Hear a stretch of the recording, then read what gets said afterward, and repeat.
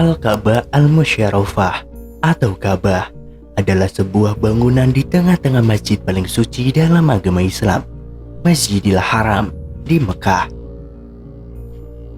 Tempat ini adalah tempat yang paling disucikan dalam agama Islam. Ka'bah dianggap sebagai rumah Allah. Muslim dari seluruh dunia menganggap Ka'bah sebagai titik ketika melaksanakan sholat.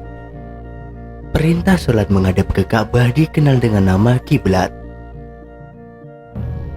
Bangunan suci di sekitar Ka'bah dikenal sebagai Masjid Al-Haram atau Masjidil Haram. Salah satu dari rukun Islam mewajibkan bagi setiap muslim yang mampu untuk menunaikan ibadah haji 1 kali seumur hidup. Bagian-bagian ritual haji yang mengkhususkan tawaf berputar 7 kali mengelilingi Ka'bah dengan melawan arah jarum jam. Tawaf juga dilakukan oleh jamaah saat melakukan umroh atau haji kecil. Ka'bah yang juga dinamakan Bait Al-Atiq atau rumah tua adalah bangunan yang dipugar pada masa Nabi Ibrahim dan Nabi Ismail. Setelah Nabi Ismail berada di Mekah atas perintah Allah Subhanahu wa Ta'ala, Mekah menjadi kiblat lebih dari 1 miliar umat Islam di 5 kali setiap harinya, menjadi tempat haji dan berkumpulnya mereka. Allah mensucikan Mekah sebagai wujud pengagungan dari penciptaan langit dan bumi. Mekah ditinjau sejarahnya mempunyai akar sejarah yang lama sekali.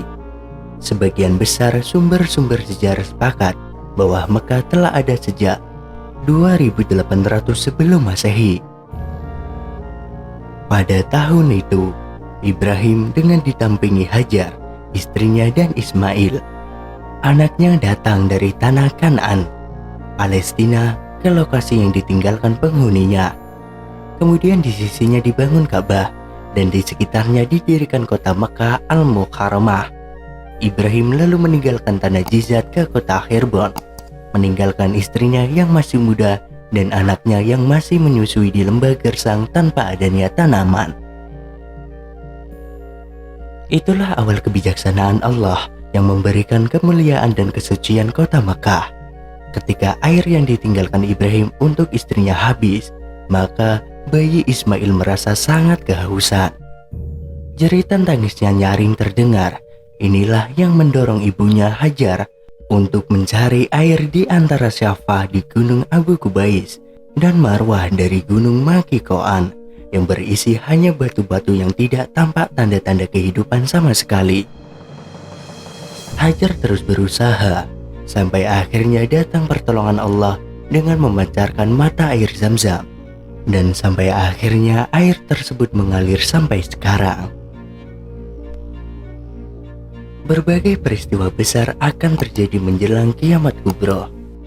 Satu di antara peristiwa kiamat yang tentu akan terjadi adalah hancurnya Ka'bah karena penyerangan yang dilakukan suatu kaum.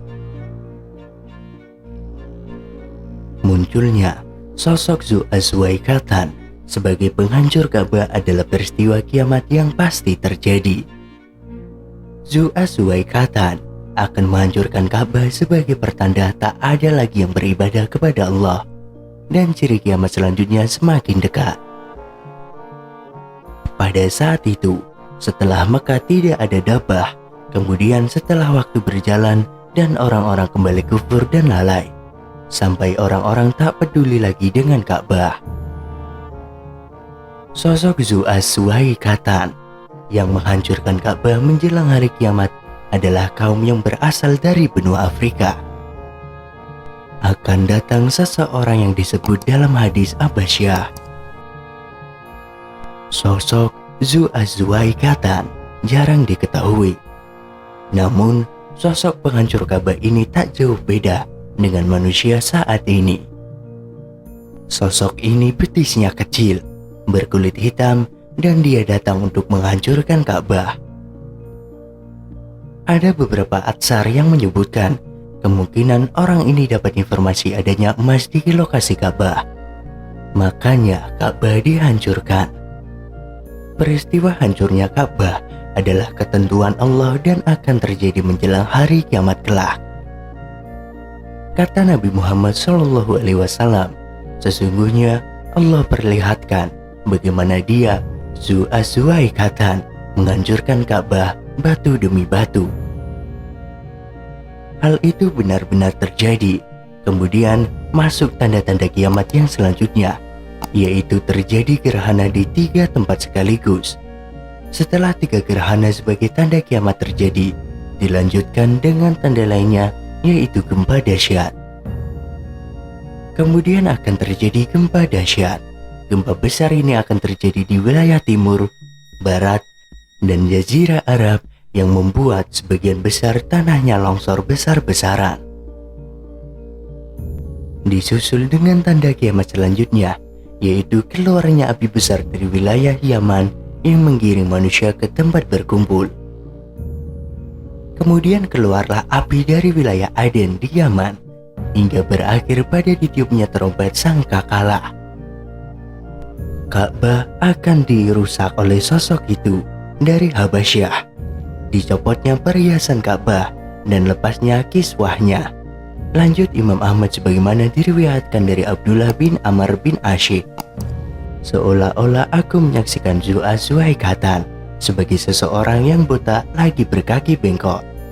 Selain itu, dia menghantam Ka'bah dengan sekop dan lingkisnya. Dari hadis Sahih Imam Bukhari yang diriwayatkan dari Abu Sa'id Al-Khudri, Rasulullah Shallallahu Alaihi Wasallam bersabda, sesungguhnya Baitullah ini akan tetap dijadikan tempat menunaikan ibadah haji dan umroh sampai setelah keluarnya Ya'juj dan Ma'juj. Kita beriman kepada Allah Ta'ala dan semua kabar yang disampaikan oleh Rasulullah Shallallahu Alaihi Wasallam terkait detailnya. Allah Ta'ala Maha mengetahui, dan tidak ada dusta dalam sabda Nabi yang mulia. Tidak ada perkataan yang lebih benar dari firman-Nya, dan tidak ada kabar dari manusia yang lebih jujur selain sabda Nabi-Nya. Riwayat ini dari Imam Abdu Katsir saat beliau menafsirkan surat Al-Baqarah ayat 125 sampai ayat 128.